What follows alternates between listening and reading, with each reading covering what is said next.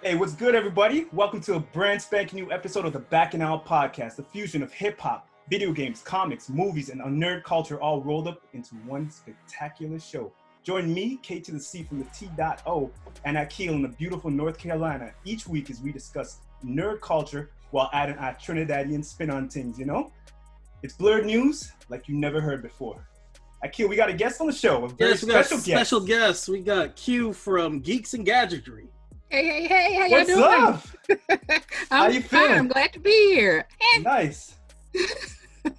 I've been scrolling through your IG and I saw a couple of comic books that hit me in the heart. I was like high school when all the fresh new, like the Jim Lees left Marvel and they went to do their own thing.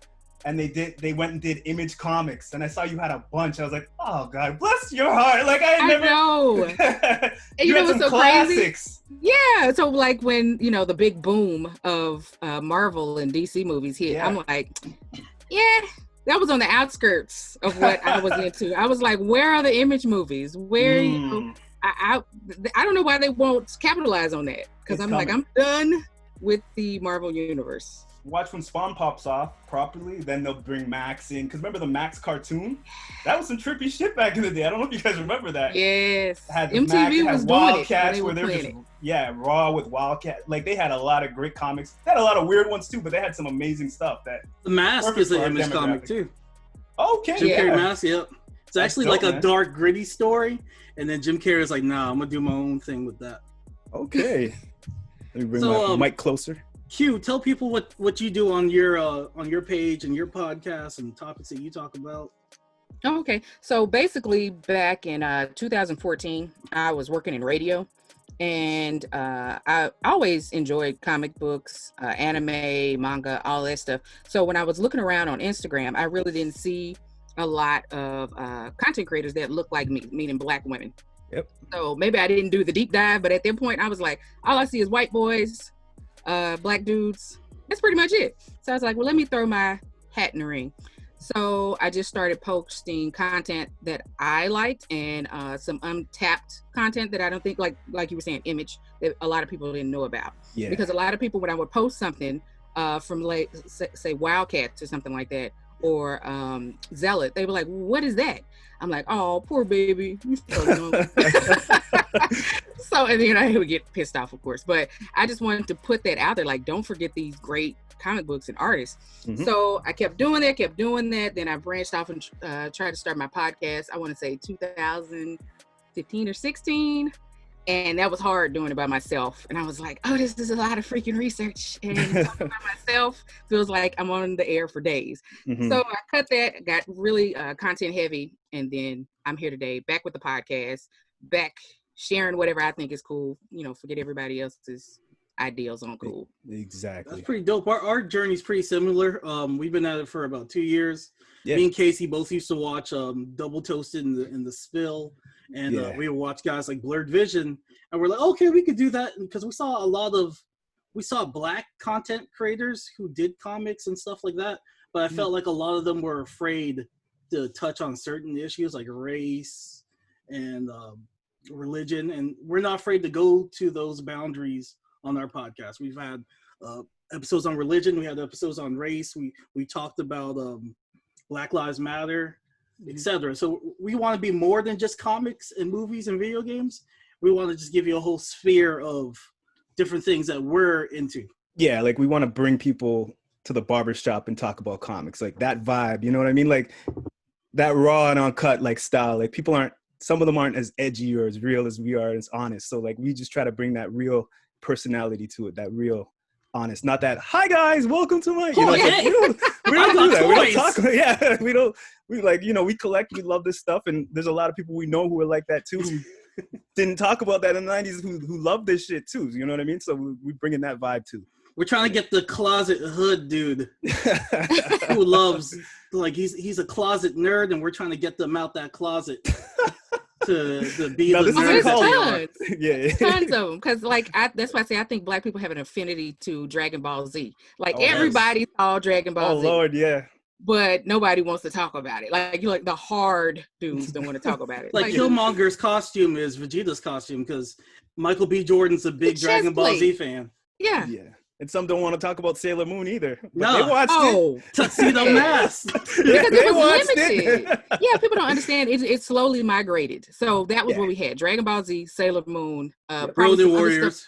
Yeah, and stuff that you didn't know that was anime. So I'm just like, come on, y'all. Y'all watched it. Y'all was low-key nerds. Transformers. Yeah. Let's change gears right here. So the topic that we're going to have at hand for this podcast, we're going to talk about streaming services. The world right now is heavy. We got a lot going on. I know personally I can't just watch the news all day because after a while it wears on me mentally. So we're going to your energy. You gotta protect your energy. So we're going to talk about some streaming services so you can get your mind off some of the heaviness that's going on in the world. We're not saying ignore it, but know when to take a break. Yeah. So let's talk about these streaming services. Stick and move. Yeah. let's talk about what we like, what we don't like, what you should cancel. I'm gonna let Q go first. Yeah. Okay, so my first experience with streaming was Netflix. I got Netflix back in 2009. And I'm like, this is great. I can watch everything I want. I can go crazy. And the first thing I binge watched was Soul Eater. Oh. Yeah. So I have been in love with the fact that you can watch television when you want, how long you want, because now I'm spoiled. So I can't watch a regular network show where I have to wait till next week. Like, I don't know if I can curse. Can I curse? Fuck yeah, you could curse. Okay. So I was like, fuck that. I can't wait a whole week to figure out if old boy gonna get caught for somebody else's murder. Yada, yada, yada. Exactly. So now either I wait a couple of weeks and binge like 3 episodes, or I just wait till the season is over and just suck it all in at once. Yep. So that is the way television is going. So basically antiquated networks, they gotta get on board or they gonna get pushed off the train. Get up or die. But then you have services like DC that make you wait weekly for content like Harley Quinn. Let me give my quick take on the DC Universe Network. I feel like that's about to die. They had some decent shows, but they weren't consistent. Titans was not consistent. One episode will be really good. 2 other episodes down the road will be bad. Like the graphics will be bad. The story will be bad. Then they'll hit you another good one. Then 3 bad ones. Then another good one. Then 3 more bad ones. It was never consistent like Doom Patrol. I felt like it had the consistency of good quality and good story throughout the whole series of Doom Patrol. Now, what's going on with DC right now, a lot of different shows are moving. You have Stargirl that was originally supposed to be on the DC Universe app is also available on CW right now. Okay. Swamp Thing, which was a great show, but due to some banking errors, they went bankrupt. Even though they filmed it in North Carolina, by the way, in Wilmington, they went bankrupt, and that show got canceled due to finances. But CW is going to rerun those shows. And then the other thing is Doom Patrol has moved to HBO Max.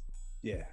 So I'm just like, what's the point of getting this DC app right now since everything is kind of getting spread thin? Yeah. Why am I paying for that? Harley Quinn just recently got moved to the Sci-Fi Network. You can watch it at 11 o'clock at night now. The cartoon? Yeah, so what? That's a good move for them, man, honestly. Why am I going to pay for that app besides there's a feature where you can read comics, which is pretty dope. But other than that, I'm just like, a lot of this content's being spread thin right now. Why do I need to give you guys my $8? Now, I thought DC streaming service was bought out by HBO, and they're going to do a thing with HBO Max where if you pay for that, you get everything from DC to HBO. That's what they're saying. I have HBO Max right now only on the sole purpose that it was provided for free. They don't even advertise this well, but it's provided for free if you have AT&T. And if you have like AT&T fiber, they don't really tell you, but there's like a small little section when you're going to go pay for your bill that says HBO Max. You click on that and you accept it, and it's free. If you do that, but they don't advertise that. See, I'm not lucky. You would think that they would advertise it. I don't feel like they all in then if they're not trying to, exactly blast the advertising. So yeah, I'm on HBO Max right now. When it works, it's good. When it doesn't, it's messing up a lot. There's a Elmo late night show for kids. Pretty good. They have good guests. They have like Batman. They had Jimmy Fallon on there. So it's like for my son, he could watch like a late night like Jimmy Fallon, Conan O'Brien type of show for kids. So they have that. They got the Snyder Cut eventually coming there. Oh, they got they got Doom Patrol. They have the they got that documentary for what's that guy? The pervert. Russell Simmons, man. There's so many, man. Let me tell. Okay, like HBO Max is, in my opinion, in Canada, it's a mess. We got to get Bell, which is it's a cable provider. You have to be paying for. You got to buy Crave for $10 a month. So you gotta have Bell and Crave? Yes, that gives you the opportunity to be able to get HBO Max for another $10. At that point, that's ski mask, man. You're looking. I'm like, what are you trying to do? And it's so confusing because we don't get DC Universe app here. Mm-hmm. We don't get the Hulus. Nope. So it's like, okay, I'm not getting all these good content that you guys are getting at that same level of quality. So why? And it's so confusing with the Max, with the HBO, whatever else they call it. It has two other ones. Yeah. Go. And it's like, what is HBO doing? They have so much amazing content. They're the OG of having amazing content on television. I remember we used to have that little cable box. You pay the cable man a little something. He'll just open that thing up with a screwdriver. You know, you're rocking with HBO. Allegedly. And HBO was the best. I was like, yo, that's from before Sopranos. It was amazing. You know what I mean? But now it's like too confusing for me, who's into it. So I can only imagine what it's like for the consumer who's not into this stuff like that. Okay, so my piece on all this streaming accessibility. Yeah, it's too many. And what I mean by that is, I want to say about 2 years ago, my husband was all about cable. I was like, dude, you gotta cut the cable. Yeah. Look how much money we're spending. We're spending almost $200 on cable. Yeah. We don't even watch the majority of 80% of this cable. We don't watch. Mm-hmm. We have our go-tos, our shows, and then when that season of that show, whatever it is, Billions, Insecure, whatever, when that's over, we're not even watching these channels. Yeah. So I was like, dude, we got to get off the cable. I was like, I can make it work for your benefit. So we moved. We finally cut the cord. So we have like 1 million streamers. So we got Hulu, Disney Plus. All the anime apps. I have Funimation, Crunchyroll, blah, blah, blah, blah. The list goes on. So now I'm thinking about it. I'm like, so more and more being created every day. At this point, I'm spending like, I'm going to say maybe $70, $80. I'm almost back to cable numbers when I'm paying these bills. So I'm just like, now HBO is out. And I'm like, they're trying to slowly get you in with different content. Like, I don't give a damn. I love Adventure Time. But I'm like, I'm not paying for HBO Go for freaking Adventure Time. Because they're supposed to reboot. So I'm like, it's getting super expensive. And they're spreading the content out so far that you have to get all these apps to get, your full experience. Yeah. Let's talk about Disney Plus though, real quick, because I feel like the ball has been dropped. I feel like they gave us The Mandalorian, and that was it. They should have had some Marvel content lined up and ready to go. Exactly. We should be watching Falcon, Winter Soldier right now. Yes. But instead, we're watching Artemis Fowl next Friday. We have nothing else to watch. Nah, man, you can watch the making of The Mandalorian. Yeah, and I'm trying to like hold on. I tried. For Jeff Goldblum, because I love his show. If it wasn't for his ass, I would have been gone. I watched one episode of his thing. It was cool. It was good. He's a good character. It's just they need more for me to bounce back and forth with. His show was good, but I just needed something else to bounce off of. Like I honestly think Netflix, unfortunately, is winning this thing, even though they're going for broke. They're winning this thing because they have so many different categories, and then they make it look interesting. Like they show a documentary about something I probably wouldn't have interest in, or a comedian that I have no idea who the person is, and then I'm just like, oh, that was a good little 5-second monologue they gave her, so let me check her out. And she's hilarious. You know what I mean? It's like, they do a great job of like making things look good once you start your app up. So it's to me, it's kind of the McDonald's of streaming services right now because it's consistent. It's not the best food, but you know what you're getting. Yes, and you walk away and you're like, I'm satisfied. It's not a home cooked meal. We're not getting the home cooked meal streaming service yet. But I kind of feel like big fish eat little fish in this business, so that we'll start to see these things getting eaten by others, and then it'll be more able to be consumed by us. The other thing. Oh, go ahead. I'm sorry, Q. Oh no, but with Netflix, it's just like it's a content grab for them because they have a ton of content. It's not all 100. So I'm like, what are y'all doing? Especially with anime. They keep putting out these original titles. But I'm like, it's so trash. Yeah. Who told you to make that? Like all this live action shit? Like, no, maybe you should need to keep that on Netflix China or wherever it is, Japan. Because I'm like, it's not serving your American consumers. And I'm like, everything, why? It's just like they're trying to grab up everything and make everything. I'm like, you need to chill and have a consensus throughout the company in America, like this is what we're making. We're going to get new content creators that people know and love and start there. But don't just grab up everything. It's like a child that just, that's my ball. No, that's my toy. They're like, what the hell are you doing? This shit is trash. There's a lot of hits and misses with Netflix as well, though. Like Chelsea Handler tried to transition her show from E! To Netflix. That didn't do well. Joe McHale, they tried to bring back the Soup pretty much with his show, which I enjoyed, and for some reason they canceled that. So it seems like Netflix is trying to throw shit on the wall and see what sticks, really. When sometimes when it hits, and when it misses, it misses. But like Full Metal Alchemist, like I've been watching that. I never knew what it was. I looked at the thing, I was like, what the hell is this? It looked kind of dope, because I was watching Baki the Grappler, and then I saw that thing that you might also like, so I was like, okay, let me click that. I'm loving that show too, So it works like that. But then I see other cartoons where it's like a bootleg Baki the Grappler. I don't even know what it's called, but it's the exact same thing. They just copied. It's like, oh, you like this? Okay, it's just the same thing. Kagu Guderi or something like that. Something like that. Yeah. I think they're talking about same young kid with like no shirt on with the, I'm like, what the? They just bootlegged. It's like Mikey, not Nike, it's Mikey, you know what I mean? Yeah, they just changed the name a little. Like they won't know. Let me go back to my gripes with Disney. Okay. They still haven't fixed their ratio issue with The Simpsons, so you're not getting the full picture when you're watching The Simpsons. Another issue I have, they have advertised all these movies. They're like, oh, Ant-Man and the Wasp 2, blah, blah, blah. You click on it. Oh, it's coming soon. Exactly. 2021. Netflix owns the rights to it, but come back to us 2 years. I got you, fam. I was like, why you get my hopes up? Like, I was like, because my son wanted to watch The Lone Ranger. I was like, it's not the best movie, but hey, you can watch it for free on Disney. You click on that. Disney's like, nah, we ain't got the rights for that yet. What is that? It's like, we're not ready yet.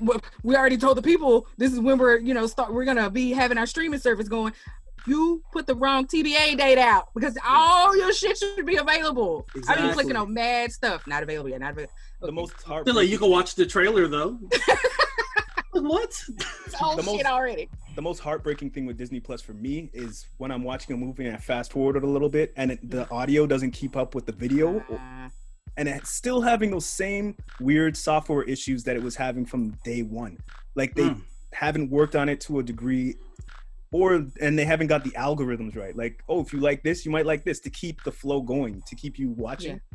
Yeah. And they don't spotlight things well. I would be still seeing like Avengers Endgame, like one spot, Avengers Endgame, and the other spot down at the bottom, Avengers Endgame. It's like, how they have those lists? Yeah. They don't categorize things nicely at all. It's just a mess, and it's not.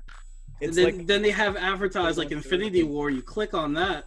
Yeah, that ain't even available, but they're like, what? They're like, watch really? Endgame. Yeah, no, they're like, Netflix still has that, so they're like, watch Endgame instead. I'm like, oh, I'll watch Endgame instead. Another streaming service that does the same thing is Amazon. Like, I'll go on. Since the quarantine, I was doing a binge of different movies. Like, I was watching Indiana Jones trilogy and then Back to the Future, and I was like, oh, this is dope. Then I saw Eddie Murphy had a movie. Like, oh shit, let me check out some Eddie Murphy movies. I wanted to see like each of his movies. Yeah. Nope, not there. Click it. Nope. Pay $10. Click it. Oh, sign up for Stars for $30 a month. Click it. Nope. Yeah, Amazon will get you, man. Or it's not categorized very well. So Netflix beat them on that because I hate when I type in a search and it'll just bring up all kinds of random stuff. And I'm like, categorize your stuff. There's no categorization. It's when you're scrolling down, that's the best they give you. So they have amazing shows, like a show I haven't even watched yet, but it's called 000. I've been hearing amazing things about it. But they don't make it like this is our thing and we're backing it. Like we gotta actually know about it before time and be like, oh yeah, it's a good show, to go look in and investigate and find it and be like, that's a show, I'm gonna watch it. Shouldn't have to do that. Exactly. Let me tell you about some free services real quick though. Oh, no, go ahead, Q. What were you about to say? I was just saying that they just pretty much, they're another content hog. So they just like, we don't have to do a lot of work for it. People are constantly paying their subscriptions. We're getting new subscriptions. It's fine. Yeah. We don't got to do all this extra work. Yeah, I'm right. Lazy, pretty much. Yeah. Now, I like the free shit. So there's Tubi and there's Pluto. Nas has a lot of stake in Pluto, so I watch Pluto a lot to help him out. Okay. So I'll look into that. Pluto to me is like a nostalgia trip. So like if I want to watch and like remember the Real World Road Rules challenges? Oh Lord. They got a channel you can watch that all day. You want to watch old Fear Factor with Joe Rogan? They got a channel for that all day. You want to watch Judge Mathis call somebody a crackhead? They got a channel for that. They got a Maury channel. So whatever you're in the mood for, they got channels specifically for that. If you want to watch some old Love and Hip Hop with Scrappy and what's his name, Stevie J. They got Love and Hip Hop Pluto channel. I was looking for you. I don't know if y'all remember that. Yeah. Season 1. And Tubi is kind of the same way. They have specific channels like for certain shows. Mm-hmm. But with the thing with Tubi, they have the uncensored stuff. So I was watching Flavor of Love and I Love New York. I was watching the uncensored versions of that. So when Hadi pooped on the floor, I got to see the uncensored version of all of that. So you got to see the spit fly out of that girl's mouth into New York's mouth. I got to see all of that. But now I wonder when will they start charging? They've been free forever. So I'm like, when are they going to start charging? And they're great. Hopefully they do it smart and they just get sponsorships. You got to watch a little commercial here and there pop up on the sides or something. You know, I could take that instead of having to pay for all this stuff. Yeah. Let me talk about like what content do you guys look for when you're watching these streaming services?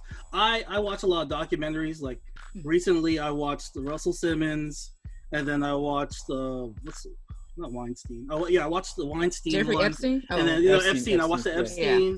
I watched R. Kelly. So I watched all of those, and then I went back and then I was watching the Mr. Rogers one, and that was anticlimactic for me because the whole time I'm waiting, I'm like, yo, when's he gonna fuck these kids? But it never happened. So yeah, when I'm looking at these services, I'm looking at like what documentary. So I was kind of glad that HBO Max had their own like, hey, we have a documentary too. What pulls you guys to different services? Definitely documentaries, definitely TV, the specials, like the big shows. That definitely pulls me in off the top. I got to think for a sec to give you the answer. No problem. Q, how you feel? Yeah, I don't know what's wrong with me. Like, I'm an anime holic, if that's a word. So that's why I'm so hard on Netflix about their trash. Hulu is doing okay. Hulu's okay. I watch My Hero on there every once in a while. Yeah, that's why I'm always torn that I'm paying for double the content because I have Hulu, My Hero Academia is on there, and then I have Funimation, same thing. I have Crunchyroll, same thing. So I'm like, we need to do the Terror Dome. Which one? Who gonna win? Because I need to counsel somebody. Now, I'm not really into anime. Like, I'm now trying to get back into it, and maybe you can help me because they'll be like, oh, this episode released at this day, and I'll try to look for it, and it won't be on Hulu. Is that stuff releasing specifically in Japan, and I got to just watch the sub? So how it's broken down here once it gets to the States, the first platform that it goes to, from my knowledge, is that it goes to Crunchyroll first. So that's the sub. And so Crunchyroll and Funimation are working together. So you get a discount if you have both of them, I think, on Crunchyroll. But so basically, when it goes to Crunchyroll, it goes over to Funimation. Funimation will have it in sub, and then like, I want to say a week later, they'll start uploading their dub versions. So it takes forever. And at that point, you're just like, fuck it, I'll just read. Because I'm just reading at that point. Yeah. So it's just crazy how everything is just slowly getting over to the United States. And then with the coronavirus hitting, a lot of anime has been delayed. Tons of new shows came out. And it was like, as soon as they started, Corona hit, and they was like, sorry, everybody, I'm going to wait till the end of July. Yeah, because Japan has a strict, like, they don't really believe in working from home because, like, home is for family. And, you know, they don't want to, like, mess with the culture of not working from home. They really should look into it because that's another issue with Japan. The businessmen, the suicide rates are very high. Oh, wow. Yeah, they're stressed out, man. Yeah. They are stressed out. Yeah, but for streaming service, originally what got me was like movies, like having all the movies in one place and ones that you might not have heard of. And the TV shows came in after. But definitely the movies and being the bingeable stuff definitely got me into. For me, like I was into Disney Plus because I saw the Marvel content that they said that they were going to bring. Yeah. But we haven't got any of that. You know, coronavirus did play a part in that, but I felt like they should have had something lined up, ready to go right after Mandalorian. And they just gave us a couple original movies that have been pretty mediocre. Like I forgot there was like one with the kid. where he saw like an imaginary elf. No, I don't know. Oh, you lost me. I don't even know that. I remember my like son, the first daughter. What the hell is this? Yeah, because once that nostalgia wears off, you're like, it's time to cancel. Because I watched all the stuff I watched when I was a kid. Like I was over the moon. And then when I was done, I'm like, okay, so I want my money back. Yeah, I watched Tailspin so much times. Like, I have on my calendar on my phone when Disney Plus, when my subscription is up in November 2021. I'm like, okay, or 2020 when that day comes, because I pay for it fully one time. Yeah, that's when we make some decisions, because they ain't doing it right now. Yeah. And what's the alternative to this? I feel like ski masking is the best alternative, because I feel like each show, like Apple, they have like Defending Jacob, and they have like C, but the rest of the other content's kind of mediocre. I feel like if you want to get your taste for everything, ski masking and having your own personal server is like the best bet right now. MRIC, bring MRIC back. How is Apple doing? Because they tried to give it to us for a week, and I was like, I am turned off. Oh wow! Defending Jacob was good. C was, it's a bunch of blind people fighting, so it's a lot of, where are you? Who the Sounds hell more like a damn comedy. But it's Jason Momoa walking around shirtless, blind, fighting people. Oh, okay. Wow. So the women come in because they're like, okay, Jason Momoa's there, but they're blind. So the fights, it's like they gotta like feel, and they're like, you're a bad guy? Okay, I'm gonna hit you with a club now. How can you feel a bad guy? What is it? 12 episodes of that? It's like six episodes of blind people beating the shit out of each other. I'm out. Would you guys count YouTube as a streaming service? As of yesterday, yes, because I've been watching a lot of original content from a lot of comedians from I can't even remember the name of the wheelhouse now, but it's basically just all comedians that have come together to build a platform, and I've been laughing my ass off since yesterday morning.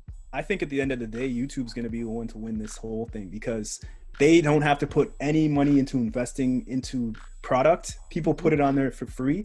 They take 50 or more %, and then they just win. They don't have to put in millions of dollars if they don't want to. That's just a little bit of water in the bucket for them. But Netflix is going bankrupt. I'm happy with it right now, but they're dying, just trying to keep everybody happy. They just lost Daredevil. They finally lost the rights to him. He's going back in November. Yeah, so I don't know. If you owned any streaming service, which one would you guys want to own and capitalize on? I think a wild card. I'm gonna throw a wild card in there. Pornhub. Yeah, you be killing it with that one. People are putting their work out there for free on that too. But they've been going hard, like they've looking been doing for coronavirus videos and everything. Yeah. Oh, really? Hey, I'm an X-video guy myself, so I don't know. I was Pornhub too good, but I don't know, man. So they Pornhub's doing good. Yeah, they like the perverted brother of YouTube. They getting it in. They're getting it in. People sending in their own home video. So there's always new content. Why not invest in there? Okay. Wow. Yeah, man. No commercials. No commercials. They give out free premiums during the coronavirus. They're like, hey. I want y'all to be happy. Yeah. You guys are struggling right now. Damn, I was going to say YouTube, but yeah, YouTube ain't doing it like that. And they changed the banner. Whenever there's a current event, they got a Black Lives Matter. So a lot of the ebony and interracial porn happening right now. No, I don't like that. That's half funny. I don't like that. Which one would you go with, Q, if you were to if you had the money to bank and buy one, which one would you buy? I would say YouTube, because that's why I say it was so funny that you said that, because so many like powerhouses have come out of YouTube, like Issa Rae. That's crazy. She started making YouTube. Now she's a huge producer. Yeah, and Sing, the girl Sing, who has the late night show, she's killing it too. So YouTube all day. It's just untapped like content. Great shows. Yeah, and people are getting millions of hits too. They're doing just as good as these shows on Netflix or on cable television, if not better. Yeah, cable. Yeah, you start making your money. Yeah, when you finally get to 100 followers, then you can actually start making some money. Yeah. So once you don't say the wrong thing or play the wrong piece of music, because I see that on my thing when I'm looking. I'm like, how do they get claimed for that? Like, anything. They hear a piece of anything. Yeah, and they're like, nope, not monetizable. All right, so let me wrap this up. Geeks and Gadgetry. Let people know where they can reach you. Yes. Instagram, all that good stuff. Okay, well, over on Instagram, it's Gadgets and Geekery. You can also find me at gadgetsandgeekery.com. All the podcasts live there. The merchandise live there. Blogs. everything. So those are my two main hubs, Instagram and the website. And Discord also you got too. Oh yeah, Discord. I have a huge one. That's for 21 and up. I gotta learn how to use Discord because I've been looking at that. I'm like, how the hell are you getting groups? It's super magnificent, and you don't have to worry about. Like I said, Instagram. I understand children can get into anything, but I'm like, it has to be a way. I'm an adult. I'm freaking 40 years old, and I don't want to just see regular content. I want to see the whole spectrum. So that's where it lives on the Discord. Yeah, so I've been hearing Discord's the best. It's great. Games, you can connect it to all your social media, so it's great. Yeah. We got a ratchet ass Facebook group. Oh, hell good. The Bacchanal Podcast fan page. It's amazing. Yes. It's a private group. Some of the best uncomfortable conversations I've seen on there. Yeah, it's great. It's pretty good stuff. That's good. Our Instagram's _Bacchanal. And I think and we're on YouTube, of course, on the Bacchanal Podcast. Yes. Anything else? Let's get everything off your chest. We got 2 minutes. That's it. Black guys matter. Black lives matter. Women are important. Support your black women.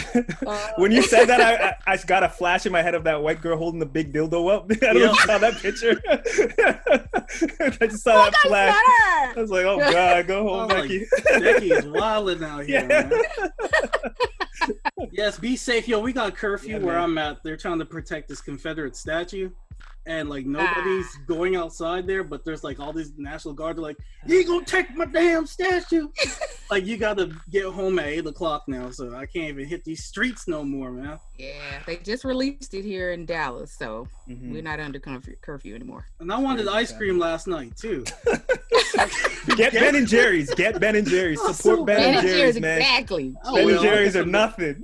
Gosh, Dairy Queen was right down the street too. I was like, yo, I'm getting. You gonna lose your life for Dairy Queen? I don't care about that statue. You want to rub a bullet to the head over Dairy Queen? Exactly. I want the dip cone, man. Oh, wow. Well, this is the Bacchanal Podcast. Yes. It was a pleasure having you on the show, Q. Anytime. Thank you, guys. It was fun. Great. This was fun. All right, everybody be safe. Peace. You too. Peace.